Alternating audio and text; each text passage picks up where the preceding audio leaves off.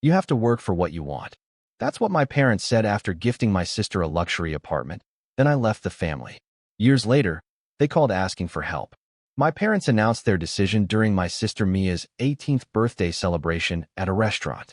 The golden interiors, the orchestra, and the endless stream of toasts created an atmosphere of fairy tale luxury in which Mia seemed to be drowning. I sat across from my sister, watching her radiant face. At 26 years old, I was already used to being in Mia's shadow, but this evening was reopening old wounds particularly painfully. We have another gift for our beloved Mia, my father, Charles Peterson, announced solemnly, raising a glass of champagne. My mother, Irene, sitting next to him, smiled warmly. Mia, we decided you need your own apartment. Adult life should start with comfort. You have earned it, darling. Now you are in your place. Standing in the corner, I remembered how 7 years ago, on my own 18th birthday, I woke up to no congratulations. My mother was busy choosing tiles for the bathroom, and my father had gone fishing. Back then, I thought it was an accident. Now I understood it was a choice. You will not be getting a gift like that. My father threw at me, catching my gaze. You are the older one. You have character. You will make it. Silence fell in the hall, broken only by the quiet clinking of glasses. I felt a wave of resentment rising inside me. An apartment, my own apartment in New York City, was a dream that seemed unattainable to me. As the older daughter, I had been renting a tiny studio on the outskirts of the city for 4 years, working 2 jobs to pay for my education and somehow make ends meet. And no one had ever offered me help. Mia gasped in delight, covering her mouth with her hand. Oh, Mommy, Daddy, you are the best. She rushed to hug our parents, showering them with kisses. I just slightly raised my glass in a silent toast, trying to hide the bitterness that filled my soul. The whole evening, I felt like a stranger at this celebration of life. I watched as Mia ecstatically accepted congratulations from numerous friends, as she discussed the interior design of her future apartment with a designer, as she laughed and flirted carefreely with young men. Like an invisible person, I sat in the corner, trying not to draw attention to myself. Memories of my childhood surfaced. Mia was always the favorite, small, fragile, constantly in need of protection. I, on the other hand, being strong and independent, was always considered capable of handling everything on my own. My parents constantly told me, "You are strong, you will achieve everything yourself." And I did, but at what cost? After dinner, when the guests began to leave, I approached Mia. "Congratulations, Mia," I said, trying to make my voice sound sincere. "I am happy for you." Mia hugged me back. "Thank you, Allison. You know I have always dreamed of my own apartment. Now we will live very close and can see each other more often." I smiled, but thought to myself, close? You will be living in a luxurious apartment in Manhattan, and I in a tiny rented studio on the outskirts. That is not exactly what I call close. My parents stood nearby, watching us. My father, a successful businessman and owner of a chain of building supply stores, looked pleased. My mother, a former ballerina, radiated motherly tenderness. "Allison, you are not upset with us, are you?" my mother Irene asked, approaching me. There was a slight anxiety in her voice. I shrugged. "No, of course not. You know I always achieve everything myself." I understood that my parents loved me in their own way, but their love was always somehow special, different from the love they gave Mia. They believed that I was strong and would handle everything myself, while Mia needed to be protected and sheltered. Returning to my modest studio, I could not sleep for a long time. Thoughts of Mia's apartment, of life's injustice, of my own unfulfilled dreams spun in my head. I felt overwhelmed with anger and resentment, but instead of succumbing to despair, I decided to channel these feelings into something constructive. "I will prove it to them," I whispered into the darkness. "I will prove to all of them that I am worth something. I will succeed not because of their help, but in spite of everything." I got out of bed and went to my desk, which was piled with textbooks and papers. I opened my old business plan and began to revise it. I decided I would not wait any longer. I would start acting right now. My parents, Charles and Irene, were people of their time. They had grown up in an era of scarcity and change, and therefore valued material well-being above all else. They worked hard to provide my sister and me with a decent life and believed that money was the key to all doors. My father, who had a sharp mind and business acumen, managed to build a successful business in the construction industry. He started with a small store and over time turned it into a whole chain spanning several states. He was a tough and demanding leader, but at the same time, he cared for his employees and always tried to be fair. My mother, a former prima ballerina, left the stage for her family. She dedicated herself to raising us, trying to instill in us a love for art and beauty. She was an elegant and refined woman with impeccable taste. She adored high society life, attending exhibitions, concerts, and theater premieres. They loved my sister and me, but differently. They spoiled Mia, considering her weaker and in need of support. They gave me more freedom, believing I could achieve whatever I wanted on my own. I believe they felt guilty towards me, their older daughter, understanding that they might have given me insufficient attention, but they did not know how to fix the situation. I think they hoped I would understand and forgive them. The next morning, I woke up with a firm intention to change my life. I decided I would no longer waste time on complaints and resentments. I would focus on achieving my goals. After my classes, I went not home, but to the library. I spent several hours there, studying literature on business and marketing. I wanted to gain as much knowledge as possible to avoid mistakes in the future. In the evening, I found an ad online for a free business seminar. I decided I would definitely attend it. I needed inspiration and new ideas. At the seminar, I met an interesting person, a successful entrepreneur who agreed to become my mentor. He shared his experience with me, gave me some valuable advice, and inspired me to take action. I left the seminar feeling inspired. I felt I had every chance of success. I just needed to believe in myself and not be afraid of difficulties. I returned home full of determination and hope. I knew I had a lot of work ahead of me, but I was ready for it. I no longer felt hurt and unhappy. I felt strong and confident. I decided to start small, with a small online store that would sell handmade goods. I knew how to knit, sew, and make jewelry. I decided this would be my starting point. I knew it would not be easy. I would have to combine work, studies, and business, but I was ready for any difficulties. I believed in myself and knew I would succeed. I sat down at my computer and started creating my website. I spent the whole night on it, but by morning, the site was ready. It was simple, but functional. I filled it with photos of my products and posted ads on social media. I felt tired but happy. I had taken the first step toward my dream, and I was not going to stop there. I got a second job as a waitress in a nightclub not far from the university. The shifts were grueling, ending long after midnight, but every dollar earned brought me closer to my dream of my own business.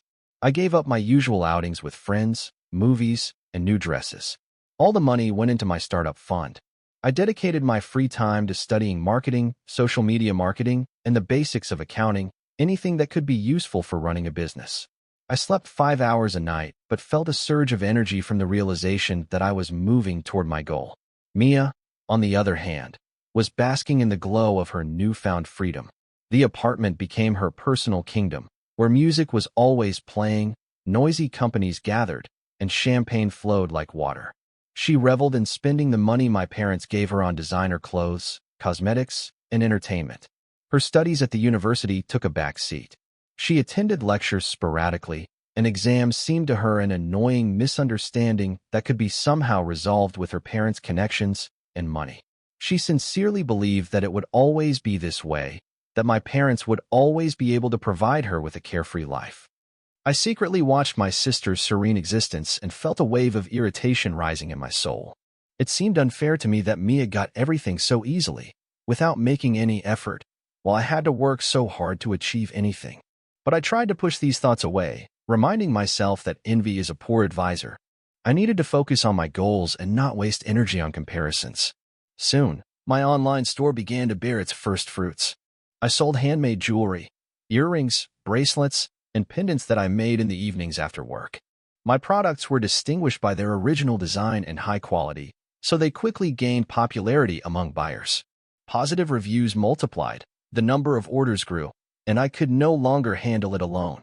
I had to hire an assistant, a design student who helped me with making the jewelry. The profits grew, and I realized with pride that my small business was becoming a reality. But the work took all my energy, and I felt constantly tired. Mia, meanwhile, faced her first serious problems at the university. Her academic performance reached a critical point. The professors were unhappy with her attitude towards her studies, and the dean's office threatened expulsion. Of course, she tried to pressure my parents to solve the issue, but this time it turned out to be more difficult than usual. My father was very worried about something and dismissed her requests, promising to deal with it later. I found out later that my father was indeed in a deep depression. His construction company was going through hard times. Bad investments, growing competition, and payment delays from partners led to serious financial problems. He tried not to show his worries to his family, hoping he could get out of the situation on his own. He took out loans and mortgaged property, but the situation only worsened. He was afraid to admit to my mother and us that their usual life might soon end. One evening, I returned after an exhausting shift at the club and found Mia in tears in my apartment. "What happened?" I asked, trying to hide my irritation. "I might get expelled from the university," Mia sobbed. "And Dad does not want to help me. He said he has some problems right now." "What problems? What is going to happen now?" I sighed. I knew that Mia was used to getting whatever she wanted, and any obstacle was perceived as a personal tragedy. But deep down, I felt sorry for my sister. I understood that Mia simply did not know how to deal with difficulties because she had never faced them. "Calm down," I said. "Maybe it is not as bad as it seems. Try talking to your professors, explain the situation. Maybe they will give you a chance to fix it." "What chance?" Mia waved her hand dismissively. "They cannot stand me. They think I'm talentless and stupid." "Then prove them wrong," I said. "Start studying, prepare for exams, show them you can be better." "Easy for you to say," Mia grumbled. "What about you? You work like a dog all the time. You have no time for a life." "But at least I know I will achieve everything myself," I replied. "And I will not have to depend on anyone." "You are just jealous of me," Mia said maliciously. "You are jealous that I have an apartment and money, and you have nothing." "Yes, maybe I was jealous before," I admitted. "But now I just feel sorry for you. You live in a golden cage and do not understand that it will not last forever." "What do you mean?" Mia asked, frightened. "That sooner or later, our parents will not be able to provide for you," I replied. "And you do not know how to do anything but spend money." I did not get to finish. Mia turned and walked out of the apartment, slamming the door. She did not want to listen to my pointless arguments anymore. It was hard for her to accept this bitter truth. I did not chase after her. I needed to rest and prepare for the next day. Tomorrow I would again have to work 2 jobs and manage my business. I knew the path to success was thorny and difficult, but I was ready to walk it to the end. I wanted to prove to everyone, and above all to myself, that I was worth something, and I believed that I would succeed. The collapse, when it came, was swift. I learned later what happened that day in my father's office. The bank had called him with the final refusal for a loan, cutting off his last hope. I was told he sank into the leather chair in his office, feeling his world crumble. Everything he had built for years was slipping away.